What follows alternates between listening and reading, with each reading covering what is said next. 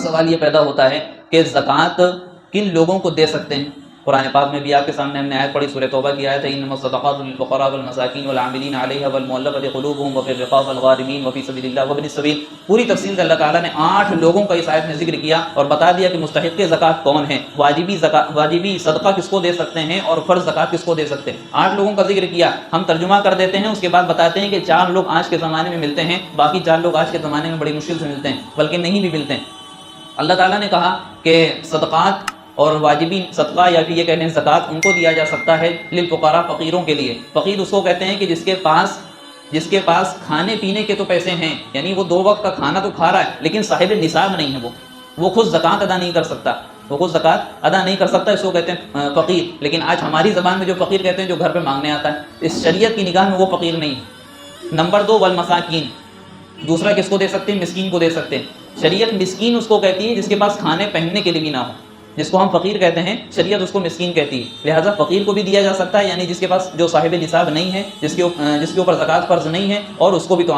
ظاہر سی بات ہے اس کو بدرجہ اولا دے سکتے ہیں جو کھانے پینے کے جس کے پاس لالے پڑے ہوئے ہوں۔ نمبر 3 پہ جو ذکر کیا والعاملین علیہا، حکومت کی طرف سے، اسلامی حکومت کی طرف سے اگر کوئی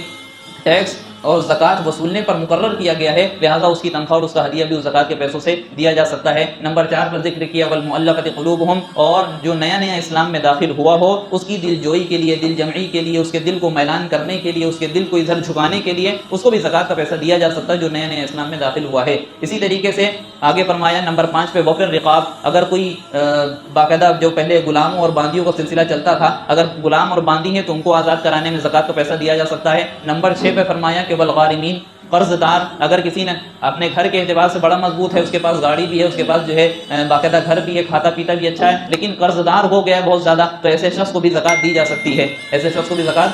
سکتی ہے، پھر آگے نمبر 7 پہ فرمایا وفی سبیل اللہ، اللہ کے راستے میں جو لوگ جہاد وغیرہ میں لگا کرتے تھے، جو لوگ اللہ کے راستے میں جایا کرتے تھے، ان لوگوں کے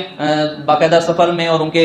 حضر اور جو بھی ان کے سامان راستے میں کام آتا ہے ان کی تیاری کے لیے زکوٰۃ کا پیسہ دیا جا سکتا ہے۔ اور نمبر 8 پہ بتایا کہ وابن السبیل، مسافر کو بھی زکوٰۃ کا پیسہ دیا جا سکتا ہے، اگرچہ اپنے ملک میں یہ امیر ہو، اگرچہ اپنے گھر میں یہ امیر ہو۔ کورونا کے ٹائم پہ یہ واقعہ پیش آیا کہ دوسرے ملک کے لوگ یہاں پر آئے اور یہاں کے ملک کے لوگ دوسری جگہ گئے، لیکن اپنے گھر کے اعتبار سے مضبوط تھے۔ اب جب یہاں ساری چیزیں کھلنا شروع ہوئی تو ان کو جانے کے لیے کہا گیا، اب ان کے پاس پیسے نہیں ہیں کہ ویزا لگوائیں اور ٹکٹ خریدیں، کیسے کیا جائے؟ تب یہاں کے مقامی علماء نے باقاعدہ کارگزاریاں آئی ہیں کہ انہوں نے پھر زکوٰۃ کے پیسے کو بے دریغ خرچ کیا ان لوگوں پر، اور ان کو اپنے شہر جا کر کے بھیج دیا گیا، اور ان سے یہ بھی کہہ دیا گیا کہ پیسے لوٹانے کی ضرورت نہیں ہے۔ اب ہمارے یہاں 4 طرح کے لوگ پائے جاتے ہیں، فقیر پائے جاتے ہیں، مسکین پائے جاتے ہیں، قرض دار پائے جاتے ہیں، اور اسی طریقے سے مسافر پائے جاتے ہیں۔ ان کے علاوہ ہمارے پاس والمؤلفۃ قلوبہم والعاملین علیہا، یہ سب چیزیں ہمارے یہاں نہیں ہیں، وابن سبیل نہیں ہے ہمارے یہاں، وہ وفی سبیل اللہ نہیں ہے کہ اللہ کے راستے میں کوئی جا رہا ہو وہاں دیں۔ تو ان 4 لوگوں کو ہم زکوٰۃ دے سکتے ہیں، نمبر 1 فقیر ہو، نمبر 2 مسکین ہو، اور نمبر 3 اسی طریقے سے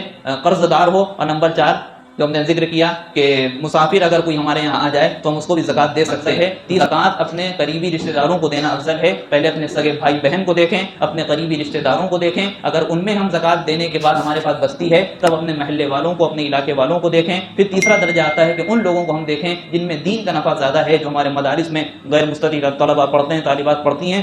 ان لوگوں کے اوپر زکوٰۃ ادا کریں تاکہ اس سے ہم کو ڈبل اجر ملے گا زکوٰۃ ادا کرنے کا اور رشتہ داری نبھانے کا۔ تو یہ چند مسائل ہیں، باقی کسی کے مسائل ہیں انشاءاللہ بعد میں پوچھ سکتے ہیں۔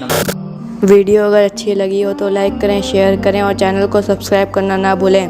اور ساتھ ہی بیل آئیکن کو پریس کریں تاکہ نئی ویڈیو کی نوٹیفیکیشن آپ کو ملتی رہے۔